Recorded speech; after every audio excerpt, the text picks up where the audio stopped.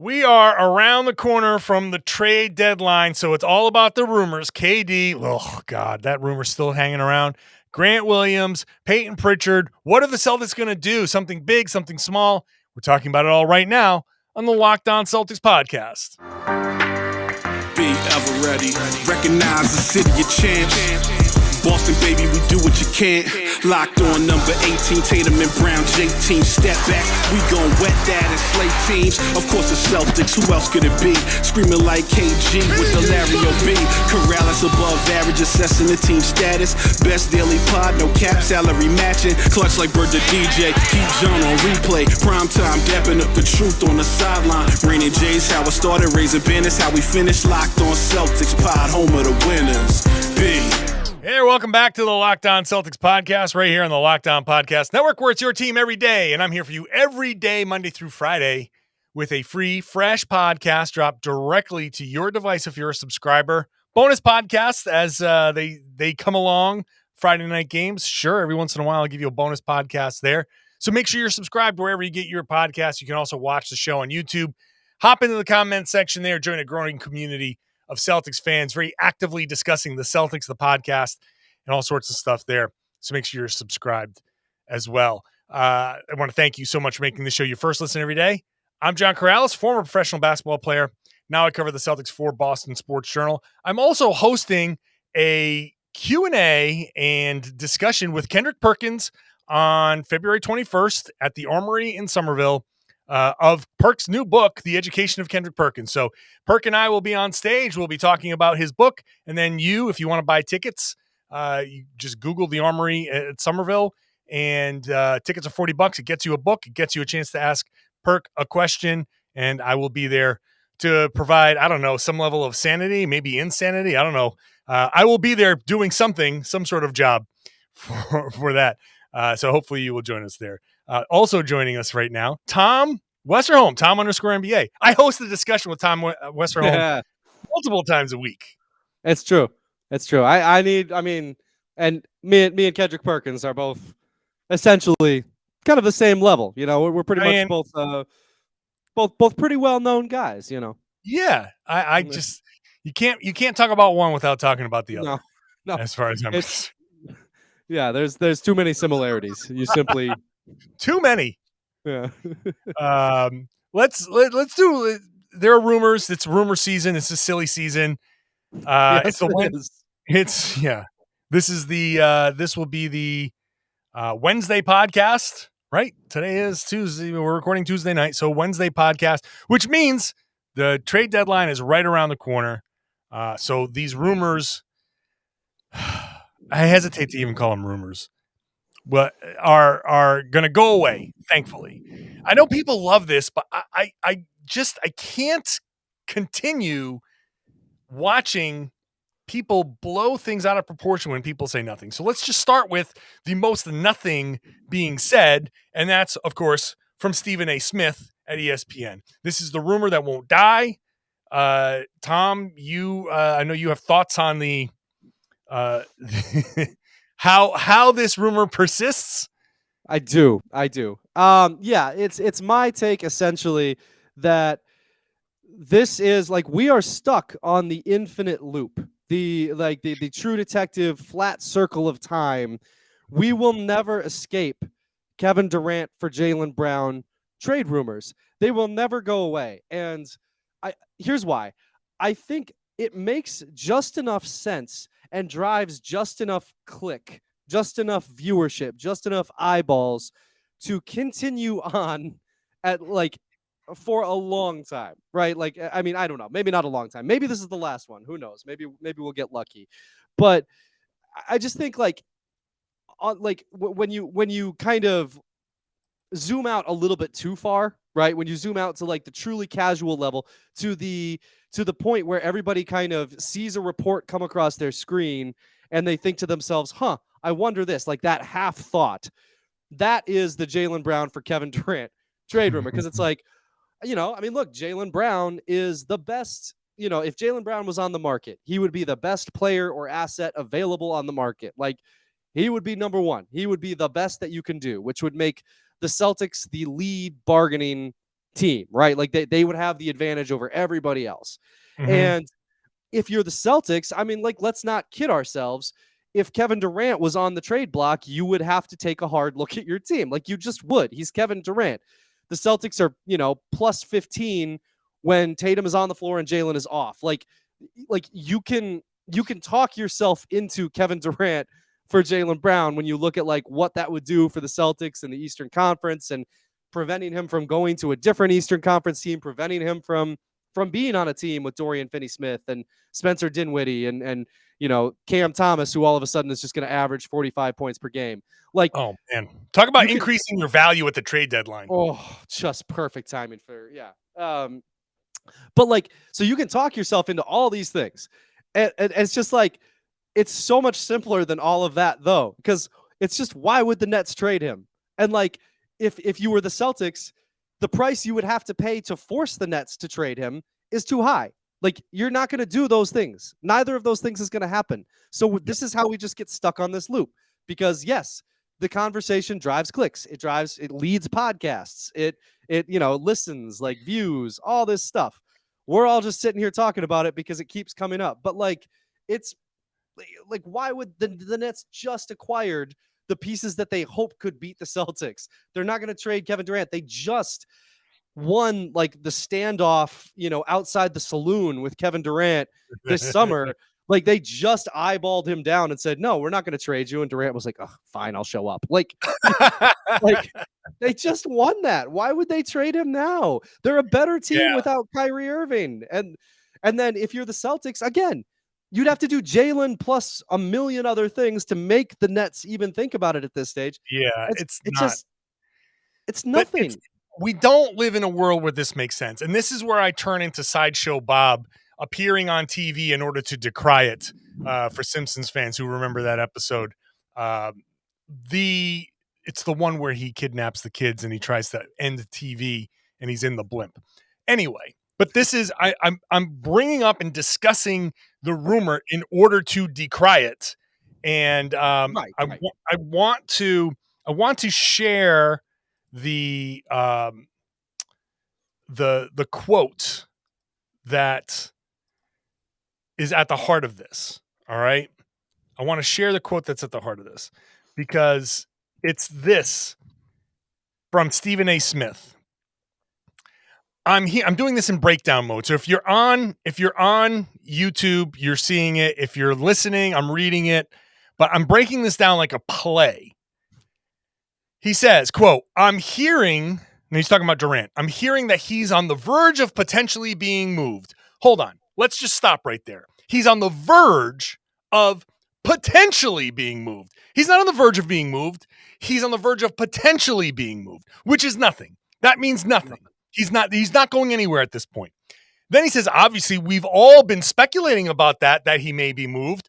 He said, it's right there. We've all been speculating. This is what drives me absolutely bonkers. Everybody speculating about a move suddenly makes it newsworthy, or it's just a bunch of people talking out of their butts and we're going to say, oh, well, we've been speculating about it, so it's got to be something. No, it's not. It's speculation. Then he says, they're on the phone. I'm hearing Boston is making some calls.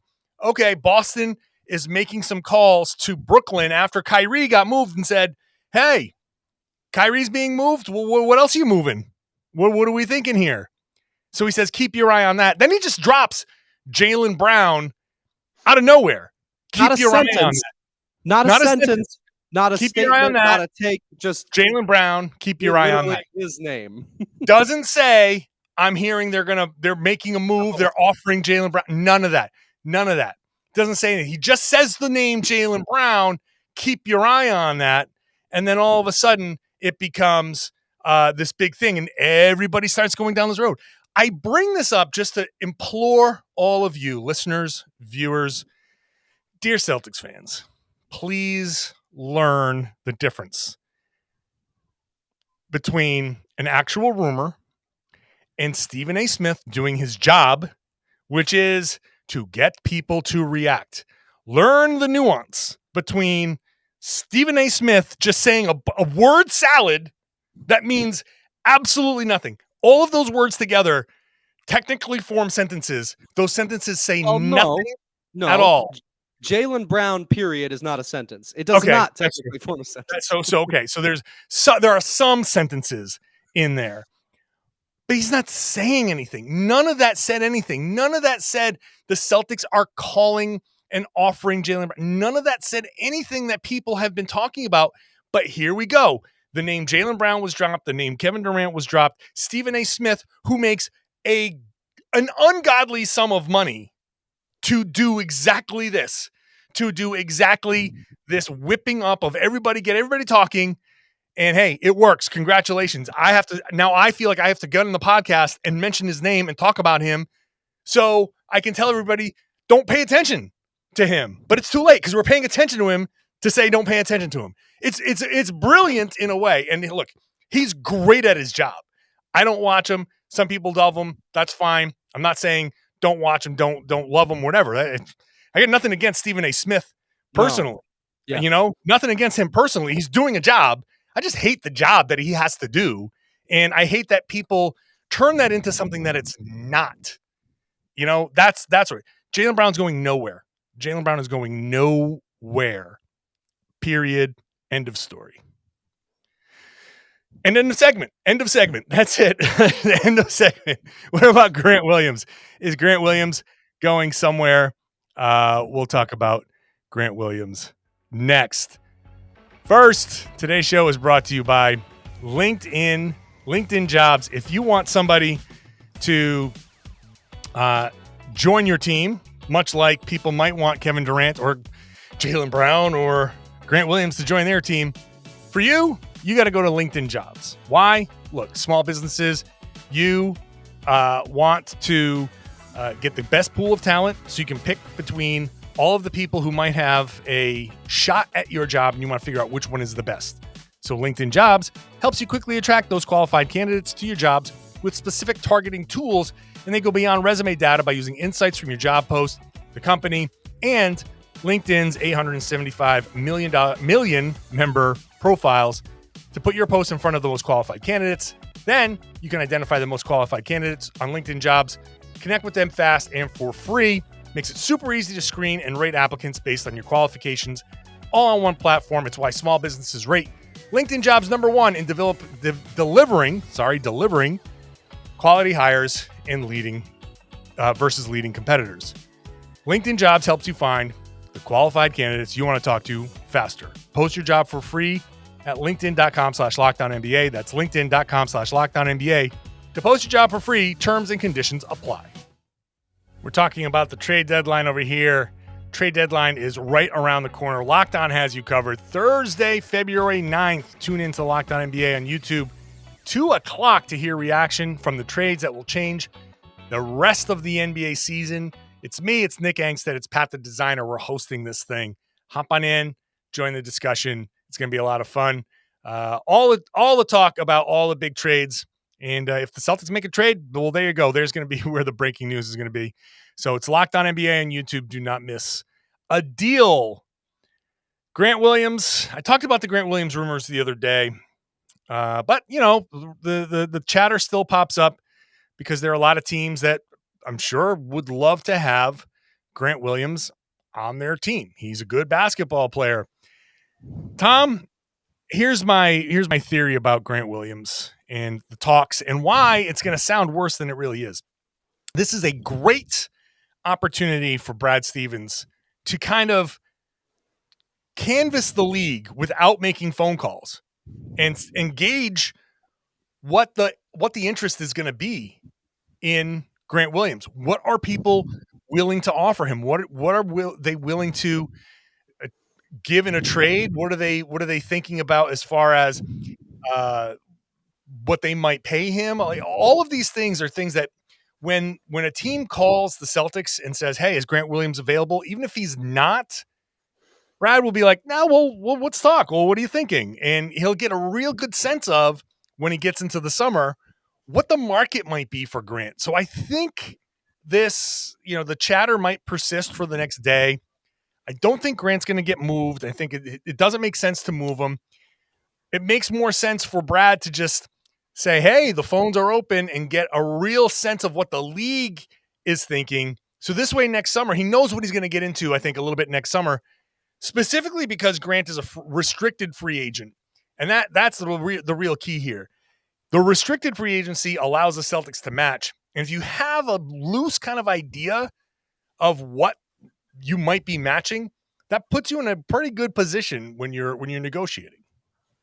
Yeah, absolutely. And I agree with you. Like, I don't think he's going anywhere. I don't think it makes any sense to trade a pending restricted free agent who has demonstrated value to your team. It is cost controlled, and you can you can pay him this summer, even though you aren't going to have a ton of wiggle room elsewhere. Like, you've got, all these things that just kind of line up. And then on the court, it just doesn't make much sense to send out the guy who just locked down Kevin Durant, who just played great defense against Giannis Antetokounmpo.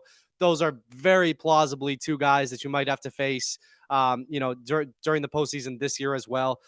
Like, you don't just give that guy away right now when there are no huge obvious holes in your roster. You're not going to trade Grant Williams for a backup big man, which is kind of the only, kind of the only hole the Celtics have right now. It's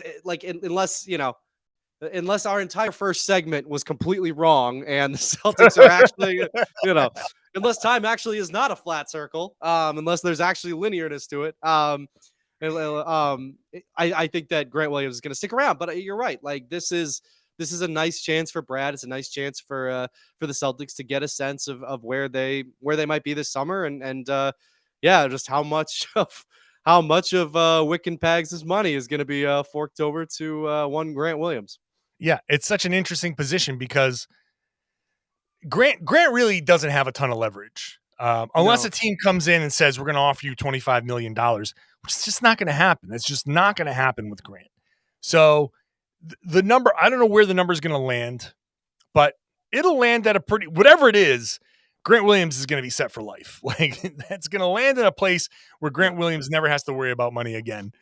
And that's just the beginning of his career. I do think he's going to have a nice long career. I think he's a really good basketball player. But the restricted free agency puts the Celtics in a position of some power because they can match whatever is out there.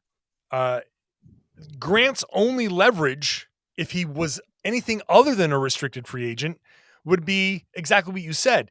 You don't have other avenues to fill my. So if I walk, good luck. All you have is the tax pyramid level. So I'm going to walk, and you're going to pay some dude $6 million to come fill my spot. Okay, good luck with that. So, but he doesn't even have that leverage because they can because he's restricted. Because he's just restricted. Right. Restricted free agency. Listen, man, as a team building tool, it is very useful. As somebody who cares a little bit about labor, it's bad. It is not player friendly. It is it's a big W for management. That's what that thing is.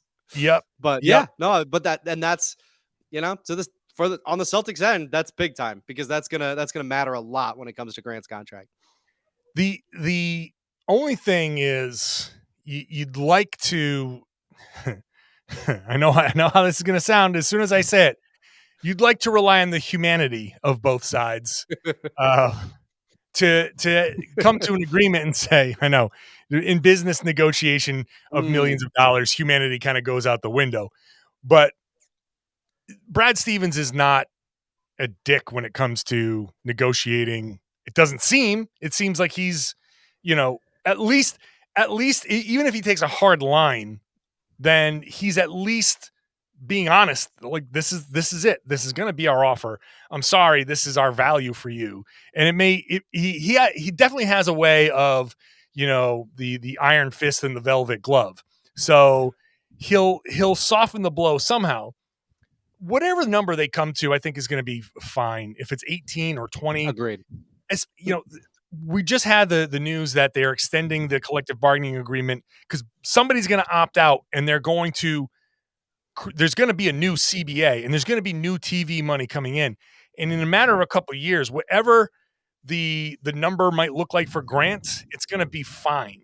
The cap keeps going up, and the as big as the numbers are growing, percentage of the cap wise, it's going to be right about what it should be. So I think Right. Grant's going to stick around at least for the short term. I think he's going to be a part of this team for the rest of the season. I think he's going to be a part of this team next season. And then moving forward, we'll see what happens as things start to change and Al Horford ages out and other contracts come up and Malcolm Brogdon starts to, like there's going to be a point here in a couple of years where changes are going to have to be made. And Grant Williams is certainly never going to be untouchable in a trade. But right now, where the Celtics are, doesn't make any sense. Even if the price is too high, just save it for the summer. Save it for the summer and sign and trade him over the summer. You don't trade him now at the deadline. There's no pressure on the Celtics to make that move at the deadline. And Grant hasn't played particularly well recently, like over the last few weeks. He's had a pretty tough stretch on both ends.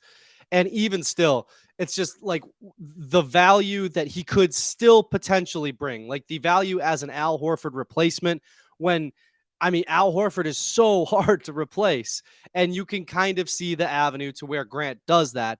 That's worth keeping around. That's worth paying some money this summer to just to see, because if he can do that, that's a godsend for this team, because look, Al's a really, really good player who is unquestionably getting a little older, and you're gonna have to find solutions for that down the line. So if Grant Williams can be a part of that solution, it's going to be worth your money. It's going to be worth, the little bit of time that you have to invest now to, the little bit of discomfort that you have to kind of endure over the next few months.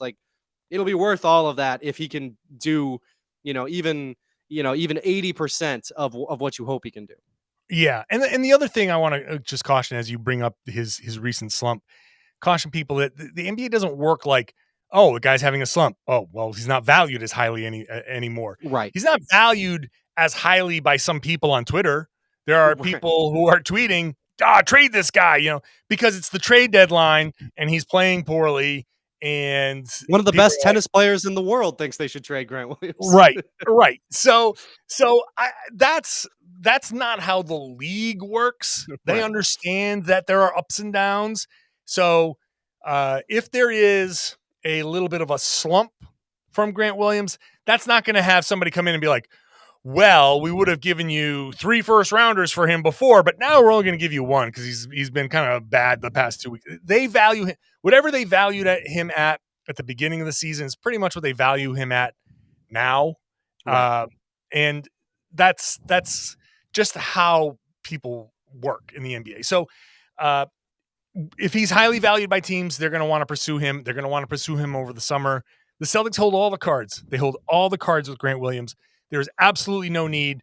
If they traded him now for just to trade him, just to move him, that would be malfeasance. That would be salary. That would be roster just suicide for Brad Stevens. That'd be a bad move. All right, let's just wrap this up with some more rumors in just a second. First, today's show brought to you by FanDuel. This year, I know you're gonna have a lot of apps at your Super Bowl party, but the only app that you really need is FanDuel, America's #1 sportsbook. Get it, apps? We're really excited about our new sports betting partner, Locked On. It's the #1 podcast network. So FanDuel, the #1 sportsbook, is just makes sense. And if you're new, great. That's fantastic. Actually, you're in a good spot if you're new to FanDuel. It's got great features that make betting on sports fun and easy. Download FanDuel now. You can bet on Super Bowl 57 with a no-sweat first bet. You'll get up to $3,000 back in bonus bets if your first bet doesn't win. I almost want your first bet not to win in that case. That deal is so good. FanDuel lets you bet on everything from the money line to the point spreads to who will score a touchdown. I love the prop bets. You can get those there at FanDuel. The FanDuel Sportsbook app is safe, it's secure, it's easy to use, and best of all, when you win, you get paid instantly. So join FanDuel today. FanDuel.com/lockedon to earn your no-sweat first bet on Super Bowl 57. That's FanDuel.com/lockedon. Make every moment more with FanDuel, the official sportsbook partner of the NFL. Please gamble responsibly. So, Tom, the Payton Pritchard is the only name that seems to be floating out there that has any kind of real traction in a move. What are the odds if you had to guess? If you had to download the FanDuel Sportsbook app and bet on it, what odds did you put on Payton Pritchard moving? Honestly, I think it's pretty low at this point. And I think the Celtics. I mean, I think it would be kind of the Celtics to move him. For all we've talked about it before.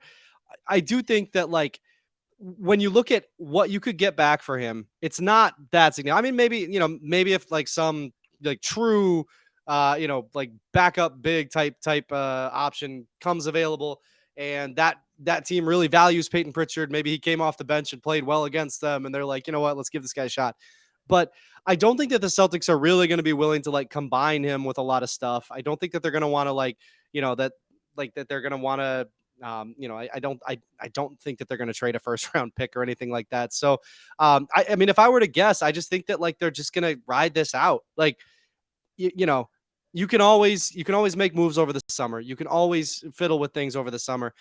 I just the rest of the league is going to have to make moves to try to catch up with the Celtics, right? The rest of the Eastern Conference has to take a hard look at themselves and be like, do we have anything for Jayson Tatum and Jaylen Brown at the same time? And oh, by the way, Rob Williams is back now. That's for the rest of the league. I think if you're the Celtics, you just, things have gone really well so far. You've seen the pieces of a really good team.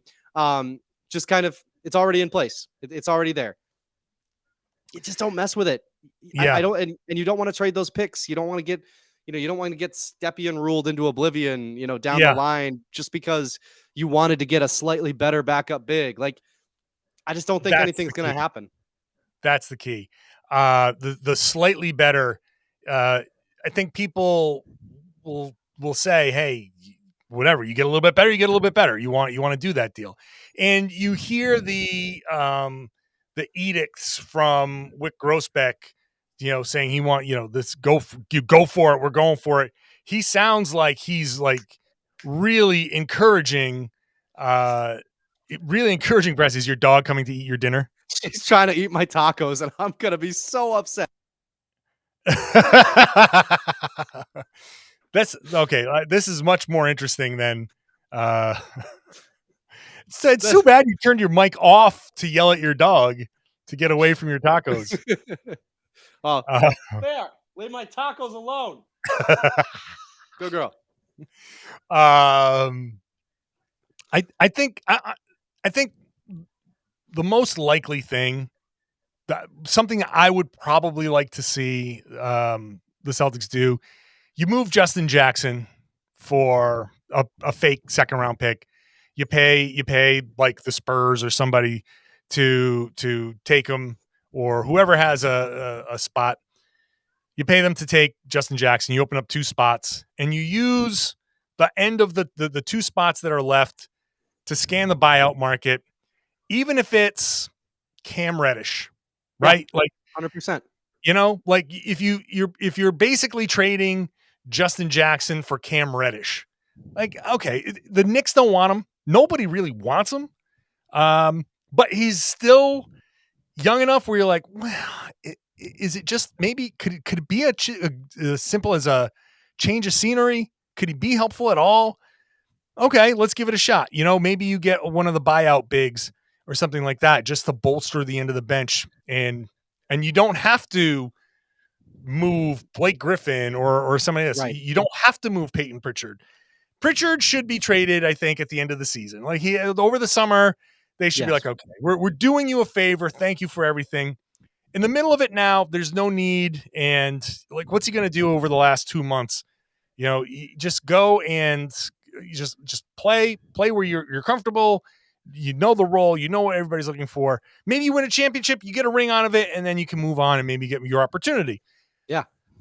Move Jackson, open up 2 spots, and then play 10-day contract. and it's 10-day contract roulette, and just go with it for now and see if somebody can't maybe hook on somehow, do enough, and you go, oh, this guy can actually help.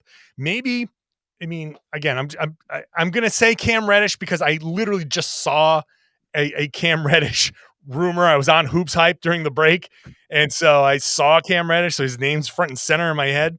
It's not that I'm pining for Cam Reddish, Right. but To add another name to the mix, I thought Danger Cart, Ryan Bernardoni on Twitter had a pretty good one. Like it's a little bit different tact, but he had like a fake trade that was like Justin Jackson and a second round pick for Garrison Matthews, right? It's like, sure. Okay, like that type of thing, 100%.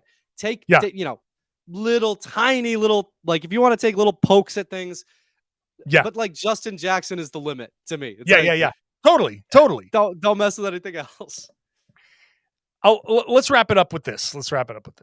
Because my dog is eyeing my tacos. Okay, yeah, you got tacos that you need to eat, and they're better hot. And your dog's about to get a free meal. Well, I guess they never pay for meals. Yeah, she hasn't paid for a meal in her life. Freeloader. Yeah, they all are. Are the Celtics okay if they just tinker like we say they did? Especially if, what if Milwaukee goes out and upgrades Grayson Allen somehow, or Philly does something? Like, is there a fear that the competition might do something and the Celtics might be like, oh crap, maybe we should have done more? Of course there is, right? Like the Nets already did it. Like Kyrie Irving was not going to help them win a playoff series. I'm not doing an anti-Kyrie bit here. Like he wasn't going to help them win a series against the Celtics. Like maybe he would have helped them win a series against somebody else. He's a great scorer, all that stuff. But like they already made that move. They added Dorian Finney-Smith. Now they have Dorian Finney-Smith and Kevin Durant to throw it at Jaylen and Jayson. Like that's tougher. That's good. Like that's good. That makes it tougher. Yeah.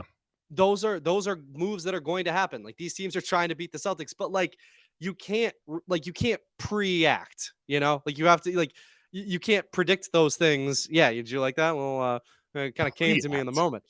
You can't do that. Like it doesn't work like that. Like you have to, I think the nature of where the Celtics are, the nature of, themselves as the defending Eastern Conference champions, as the top seed in the Eastern Conference, like, all you can do is shore up the little things here and there that might help you. And yeah, maybe bring on that Garrison Matthews because you don't trust Sam Hauser anymore.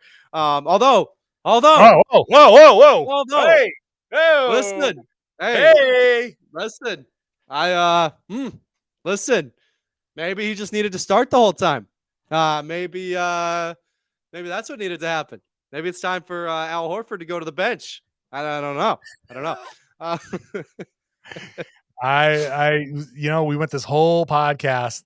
I was waiting to see, and we were almost there at the end where I was going to wrap up and be like, I can't believe you didn't bring up Sam Hauser.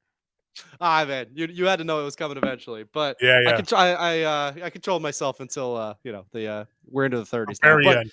I think that's it, right?